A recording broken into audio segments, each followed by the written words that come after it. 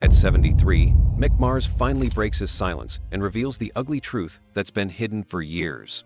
The legendary guitarist of Mötley Crüe has always been a figure of mystery, but now he's opening up about the struggles and challenges he's faced behind closed doors. In a raw, honest conversation, Mick exposes the battles he's fought, both personally and professionally, and the shocking reality behind his decades in the spotlight. Get ready for the untold story from one of rock's most iconic figures. Mick Mars's rise to fame is a testament to perseverance and raw talent. Born Robert Allen Deal in 1951 in Terrell, Texas, Mick's early life was far from glamorous.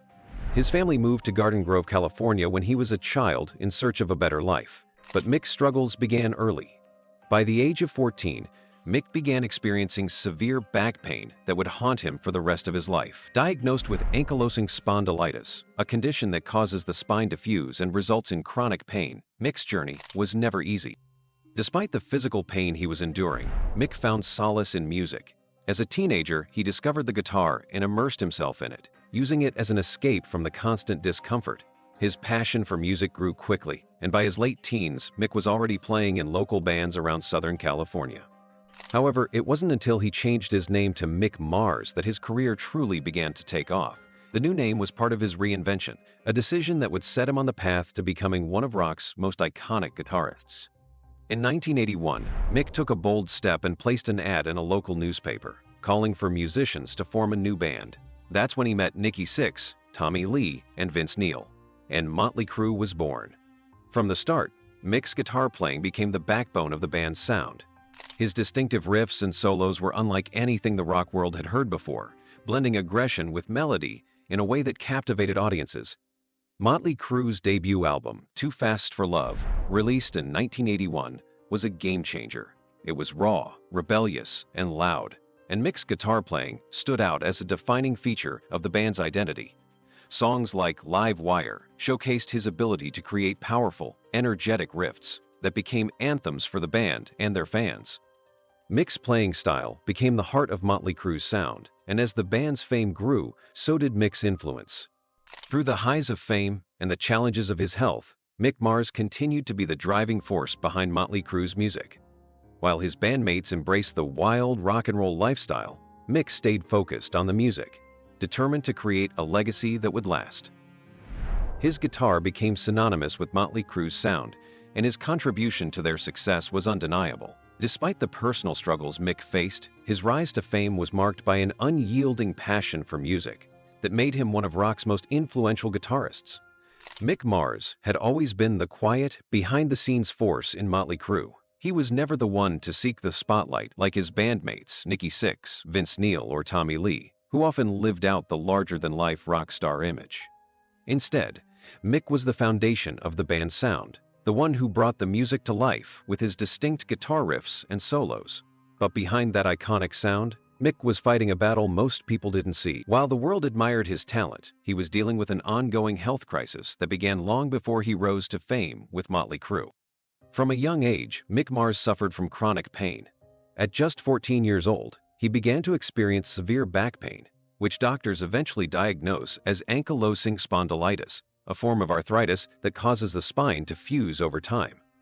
The condition is incredibly painful and makes even the simplest movements difficult. For Mick, this meant that every day was a struggle. The pain was constant, and yet it was something he learned to live with. Music became his escape. His guitar was a way for him to express his emotions and block out the pain.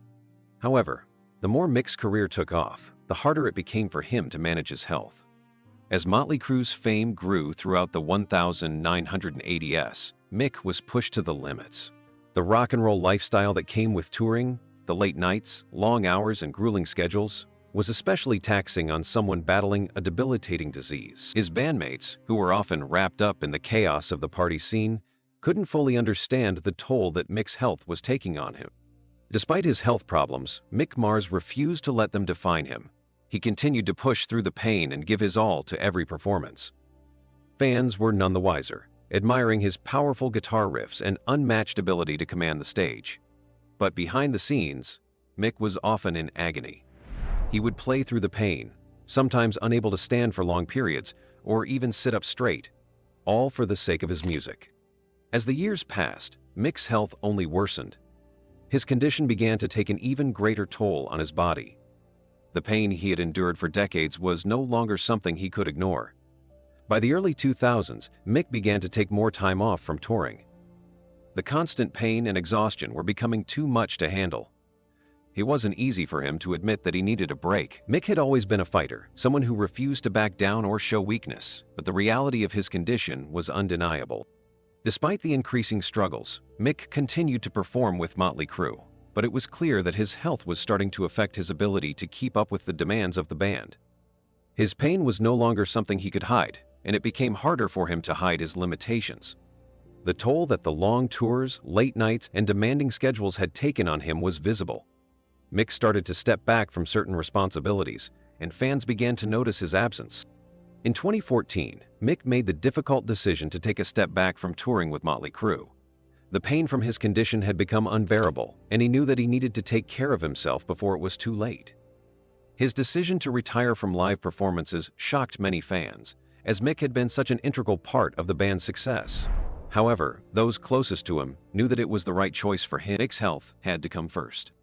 For Mick, stepping away from the stage wasn't an easy decision. Music had been his life. It was his passion, his outlet, and the way he connected with the world. To walk away from it felt like losing a part of himself. But he knew that if he continued down the same path, he wouldn't be able to continue playing at all. His health had deteriorated to the point where he could no longer push through the pain as he had in the past. As Mick retreated from the public eye, he began to focus on his well-being. He took time to rest and recover, but the road to healing wasn't simple. Living with ankylosing spondylitis meant that Mick had to make significant lifestyle changes. It wasn't just about resting. He had to learn how to manage his pain and deal with the emotional and physical effects of the disease. For someone who had spent his life as a performer, having to step back and put his health first was a humbling experience. While Mick's bandmates continued to tour and perform, Mick's absence from the stage was felt by fans and fellow musicians alike. The band had to continue without their longtime guitarist, and in 2022, Mötley Crüe made the decision to replace Mick with guitarist John Five for their tours. The announcement, though expected, hit Mick hard. After all, Mötley Crüe wasn't just a band to Mick.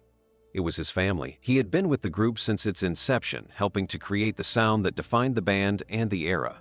For Mick, the abrupt departure from the group, coupled with his ongoing health struggles, left him with a sense of betrayal.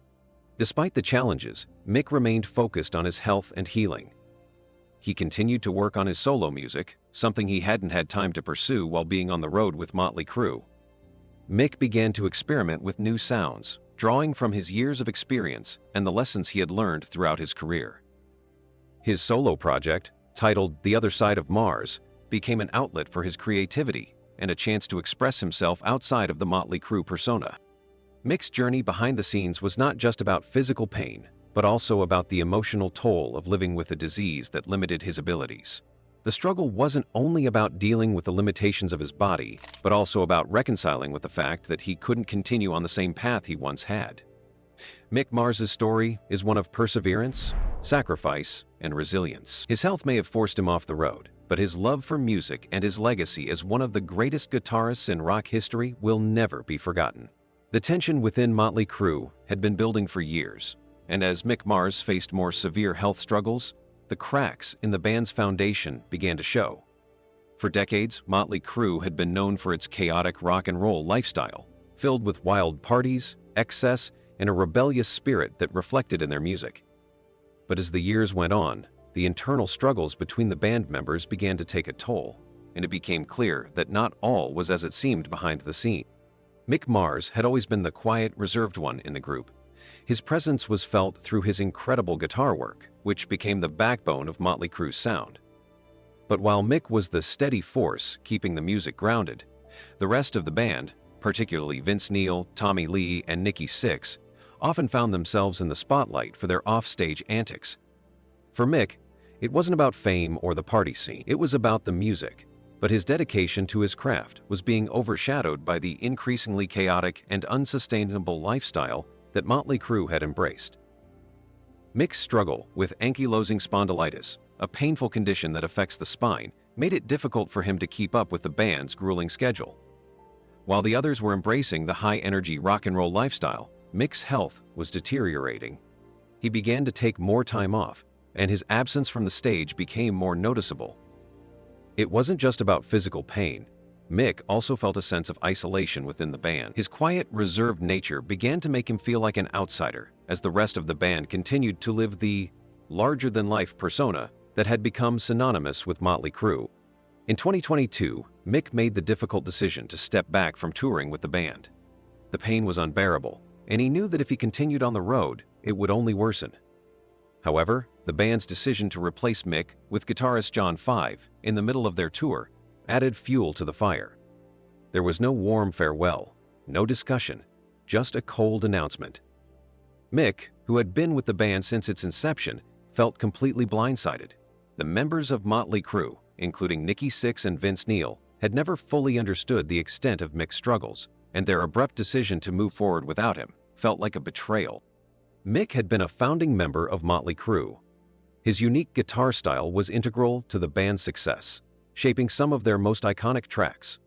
But as time passed, Mick's contributions seemed to fade into the background, overshadowed by the flashy personalities of his bandmates. It wasn't just his physical pain that made him feel left out. It was the growing rift between him and the rest of the band. Mick was pushed further and further away, his input ignored, and his legacy diminished. The band's decision to replace him without even consulting him felt like a slap in the face to someone who had given so much to the group. It wasn't just about the emotional toll. Mick's departure also led to legal battles. Mick claimed that the band's management had been unfair to him for years, underpaid him, and even forced him to sell his 25% stake in the band for a fraction of its actual worth. In his legal filing, Mick accused his bandmates of trying to strip him of his legacy, pushing him out while they continued to profit off of the brand that he had helped build from the ground up. The lawsuit revealed some shocking details about the inner workings of Mötley Crüe, including claims that some of the band's most famous members weren't as involved in the live performances as the public believed. Mick claimed that Nikki Sixx had not been playing bass during the band's tours, and that much of Vince Neil's vocals and Tommy Lee's drumming were heavily reliant on backing tracks. These allegations shocked fans and the music world alike. For years, Mötley Crüe had been the epitome of rock and roll rebellion, known for their wild antics and larger-than-life performances. The idea that their performances might have been artificially enhanced left fans feeling betrayed. Mick's accusations painted a picture of a band that was more about image than talent, and it revealed a much darker side to Mötley Crüe's success.